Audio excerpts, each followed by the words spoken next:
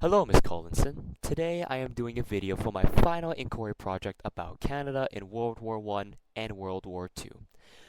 Before this video gets started soon, I would just want to appreciate being in your wonderful class for the last week of summer school, and I just want to give a big thank you for being such a lovely inspiration, being one of the most greatest teachers, relying on all students here in class, finishing our work that was assigned to us, and we were able to finish it for the next day and even during class time.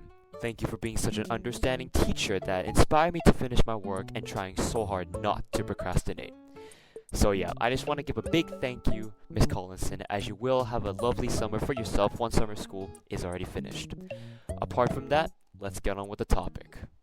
World War, in the most simplest words, is essentially an international conflict, involves all around the world that involves many countries fighting for major power and for their own countries that started in 1914 all the way up to 1918.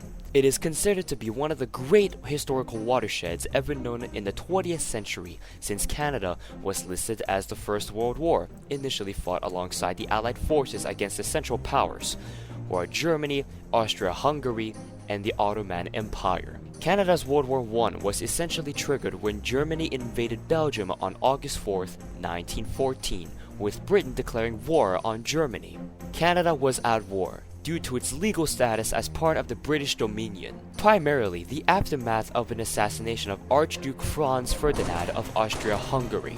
Anyway, World War I was set to take place while they fought in Europe against the Battle of Ypres, the Somme, Vimy Ridge, and Passchendaele. Meanwhile, World War II took place on the east and west coast along with Canadians defending both of those coasts. Primarily, for Canada's First World War, the war was attributed to land battles, meaning the military combat took place on the surface of the earth, typically using land forces as infantry, combat vehicles, and artillery.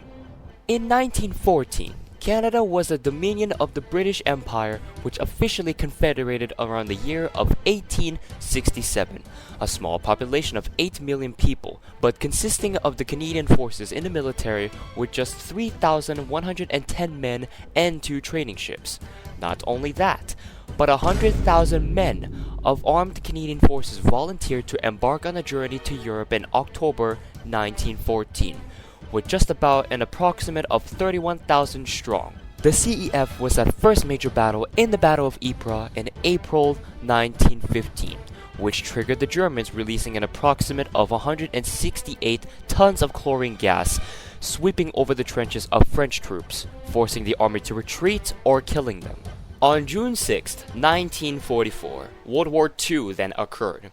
Allied troopers stormed through the beaches of Normandy, faced through an impossible repetition in participants of major campaigns like Normandy, the Italian campaign, and D-Day. Specifically with the 3rd Canadian Infantry Division landing on Juno Beach on D-Day.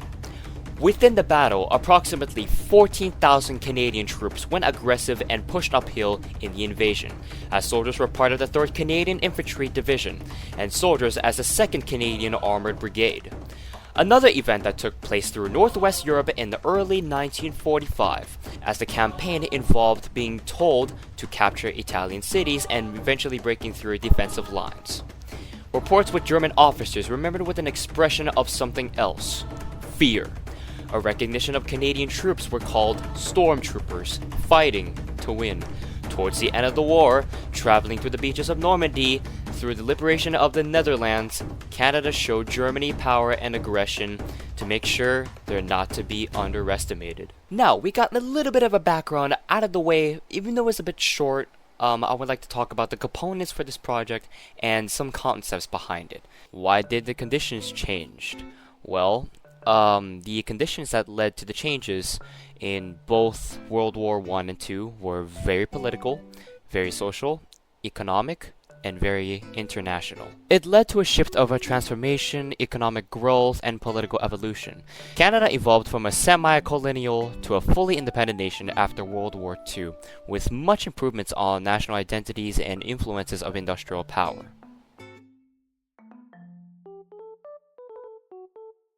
Considering reading at this question, I think it may be like a brief answer to it, and I'll try my best to explain it briefly. So, some specific turning points of Canada's development during World War One and World War Two, afterwards, kind of led to like a visual shift, like a political shift towards the government, and it kind of had like with these transformations to it, a very significant shifts in a political, economic, and social landscapes that it has transformed over the years since World War II had ended.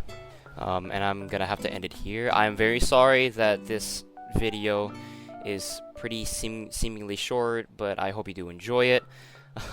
And I hope you do enjoy watching this video, Miss Collinson and the rest of the students here that are really participant, and really glad that they enjoyed watching my cringe making making video. But I was still in the process of it. I'm sorry. There was not much in the editing going on. I really tried to make it brief, like around 6 minutes, around a 6-minute mark there. So I'm very sorry about that, but I hope you guys enjoy my project. That concludes a final inquiry project. You can subscribe to this channel, or if you want to head over to my main channel, which is just Icon Galaxy, you can head over to there with 128 subscribers on there. I'll even put the links down. I'll even put the links down in the description below with some citations to it. So it has some sources that I actually looked over and read it, and try my best to add some points down. And yeah, I hope you guys enjoyed. Make sure you guys subscribe, hit that like button, and turn on notifications. I don't know if they say that nowadays, but you can always turn on notifications so you don't miss out any new special content, or for just any kinds of videos. And I believe that concludes my final inquiry project, and I'll see you guys next time.